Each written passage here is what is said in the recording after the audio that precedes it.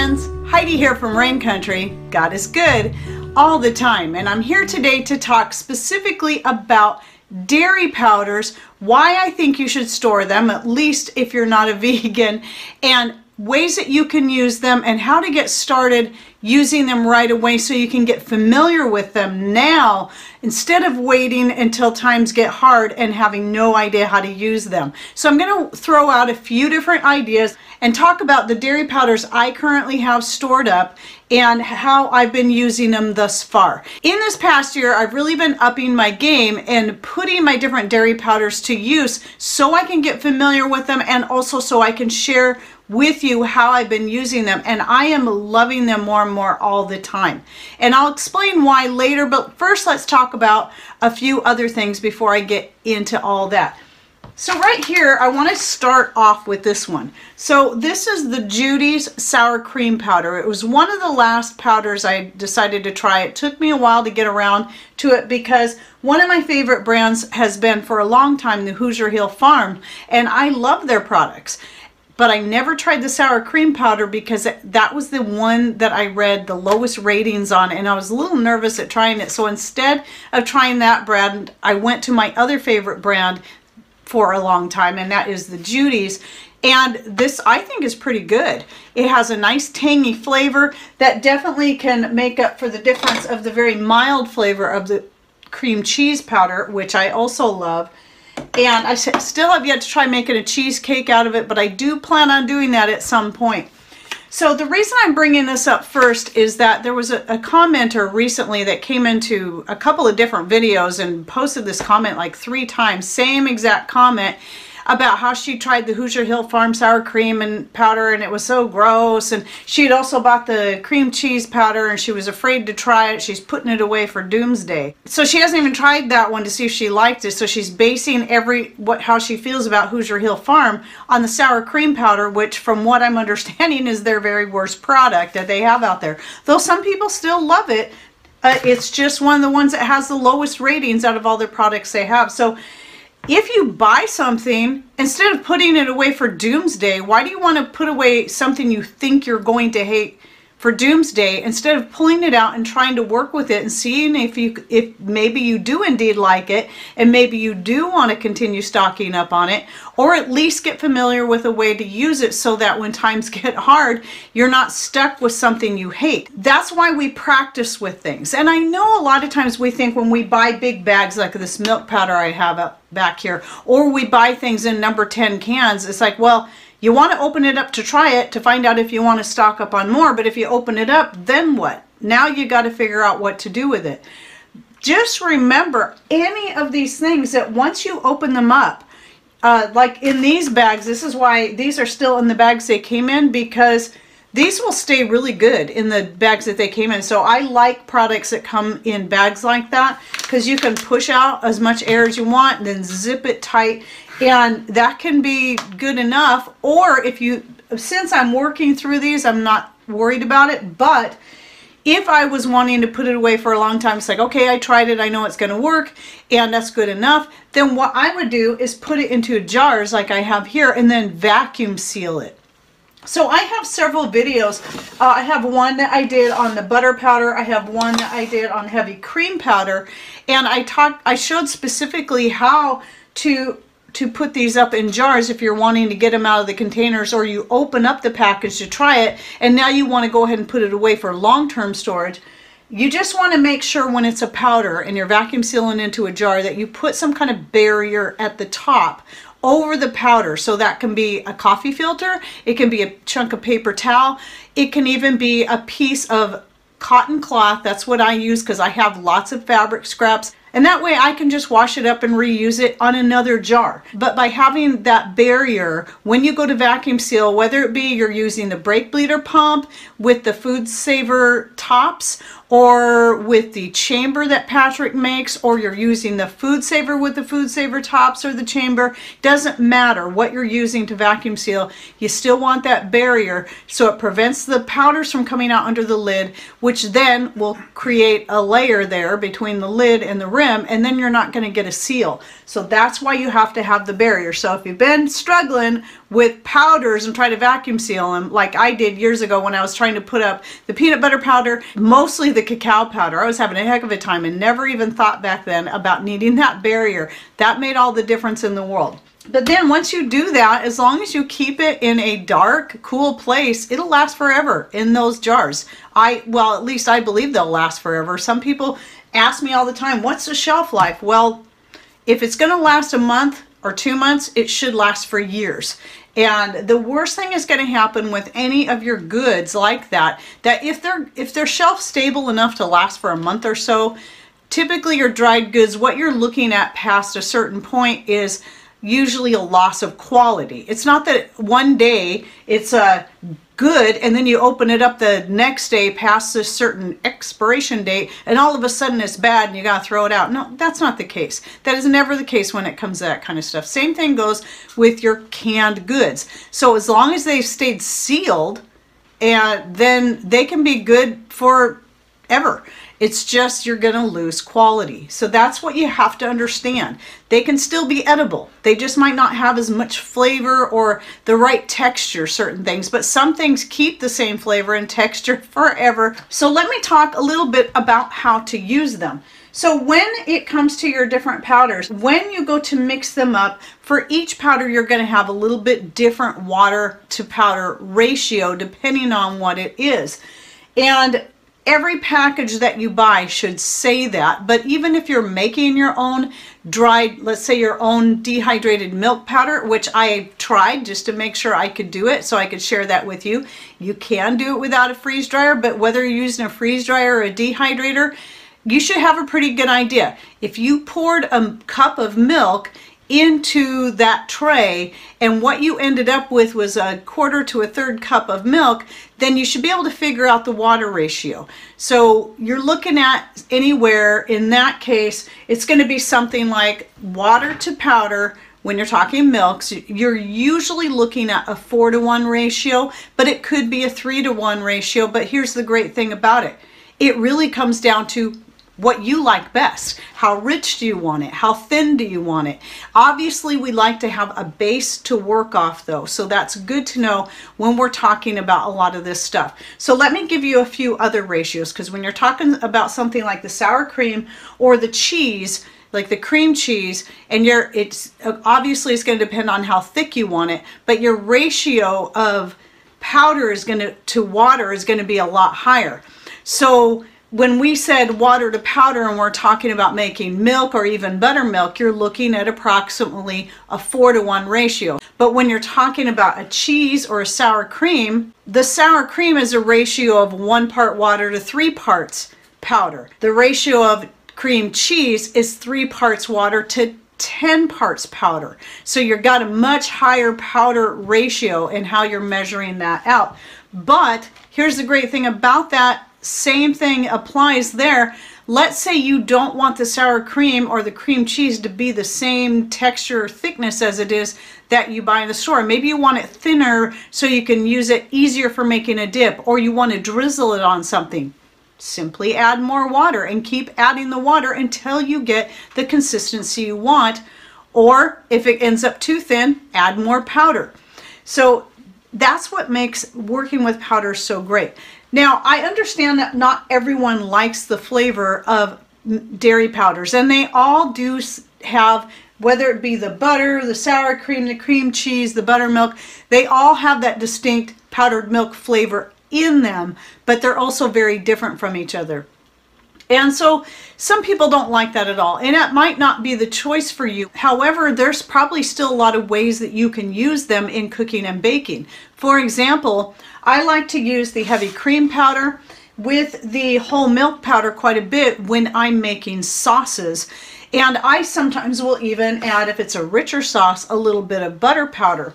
If I'm wanting to make something more like a stroganoff, where you're going to have that sour cream added to it, then I can use my sour cream powder in that. And it's very easy to do, and it works great in baked goods or casseroles or sauces. So that's the #1 way I use most of my powders, is for that, or even for making dips. For example, the cream cheese powder makes a really good dip by simply adding a little bit of water, get the thickness you want, and then add your own spices. So one thing I like to add is I'll stock up on the Mother Earth Products 3 onion soup dip mix, and I just put a little bit of that in with the cream cheese powder and water, and those two things alone make a pretty good dip. So there's an example right there. But you can get very creative and add any of your own homegrown dehydrated herbs, your oregano, your sage, your thyme, whatever it is, and make some pretty tasty dips that way. And it's easy to do, unlike when you go buy a brick of cream cheese and then you got to kind of warm it up so that you can make it easy to mix. With the powder, it's super easy. You just add the water and your spices, and there you have it. So what I recommend, though, when it comes to mixing things up, like for a milk or a heavy cream powder, like when I did the video of the heavy cream powder, where is that? Right here. Then I showed doing it in a blender. That's really the best way to do it. When I'm making sauces out of these things, I don't go this extra step, because as it's cooking, it's going to cook out any lumps or anything like that, and you're using a whisk, and that there's no need to blend it. But when you're wanting something, you're wanting to get it cold fast, you can use either cold water or room temperature water, like I'm going to do here with my rainwater, and use your blender. So I'm going to make 2 cups of whole milk using the powder. So I'm going to put 2 cups of my rainwater in here, and it is filtered, yes. It doesn't have to be rainwater, whatever good, clean, healthy water you have. We use rainwater because we try to avoid the city tap water when it comes to anything we're going to consume, so we collect it and we filter it ourselves. We have a video just on that I'll link to in the description box down below. But at any rate, whatever water you have, and it can be as cold as you want when you do it this way, and you're still going to get a good, nice, smooth blend, then you put in your powder. So I'm using the whole milk powder. And this is now my new favorite whole milk powder because it's organic. But I have lots of milk powders. I have the Meyenberg goat milk powder. I have the Judys whole milk powder, and I have the Hoosier Hill Farm whole milk powder. They're all very, very good, and I recommend all of them. So in this case, like I said, typically with your milk, you're looking at a 4 parts water to 1 part powder. So if you're making a cup, you're going to be 1 cup of water to 1/4 cup of the powder. This is a 1/4 cup. So in this case, since I'm making 2 cups, I'm going to put in 2 1/4 cups or a 1/2 cup of powder.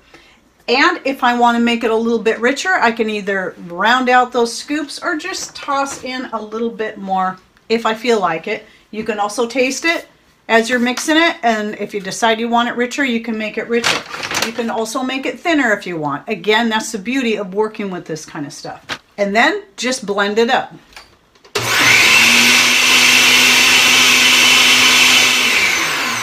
And then if you see any of your powder kind of caking up along the side like I have here, simply take a little silicone spatula and just kind of scrape your sides there. Make sure you're getting all that powder down in there. And really, it just takes a few seconds, and it makes it nice and smooth just doing it that way. No need to use hot water or to cook it. And then using a recycled juice bottle or a regular mouth quart jar is your next best option. Just pour it in there and then refrigerate it, and you're good to go. So if you buy juice at all and you get, like, say, the Santa Fe organic brown juice, they make great juices. They come in glass bottles, which I love. And of course, these are already made for pouring, so that makes them perfect for mixing up your milk, your heavy cream, or whatever, and then storing it in here. So obviously, once it's mixed like this, it's going to have about the same kind of refrigerator shelf life as any other milk that you buy, any other fresh milk. So at this point, then you're treating it as fresh milk. And though I still prefer fresh milk to use on cold cereals, I find that as long as I'm using a good whole milk powder, I really don't mind the flavor of it on my cereal. Unlike when I was a kid and my mom, if we ran out of fresh milk, she would make that powdered milk out of that non-fat powder. That stuff was just gross. And I hated the flavor of it. This I don't mind. I still prefer fresh for cereal, but when it comes to a lot of other things, like even just drinking milk, I've never enjoyed to drink milk, but I don't mind drinking the powdered milk. Isn't that crazy? For some reason, I don't mind that at all. The same thing applies to anything else here. So I've got the butter powder, like I did the video on that. So you can make it where you can drizzle it on popcorn, and that works out pretty good. You can keep adding water and or powder until you get the consistency you want to make it spreadable. But again, for me, using the butter powder, that's something I'm going to use more in cooked or baked goods. Like I like to add the powder quite a bit when I'm making my homemade basic yeast bread recipe. And that gives it more flavor. I can use it actually in place of a fat. I've used it to make biscuits before and it turns out pretty good, surprisingly enough. Not adding any other fat, just using the butter powder, which I was surprised. Plus you get that nice butter flavor in the biscuits or in the bread themselves. So, but making it as a spread, it's doable and it's okay. I still like fresh butter for that. So we stock up on fresh butter too. But the butter powder is definitely nice. And I use that for everything else, where I keep the fresh butter for putting on a nice hot slice of bread or toast or biscuit, and then, or even on the popcorn, but both are good on popcorn actually. And then this just goes in all my baked goods. Now here, this is the one cheese powder that I haven't purchased. Well, I purchased the cheese, but I made the powder myself.